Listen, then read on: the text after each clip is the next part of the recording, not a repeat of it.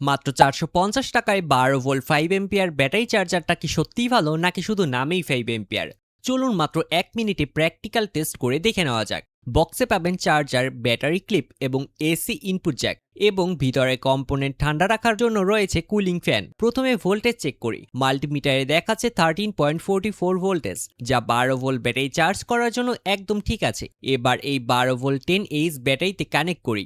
দেখুন red indicator জ্বলে উঠেছে এবং কুলিং ফ্যান অটো চালু হয়ে গেছে।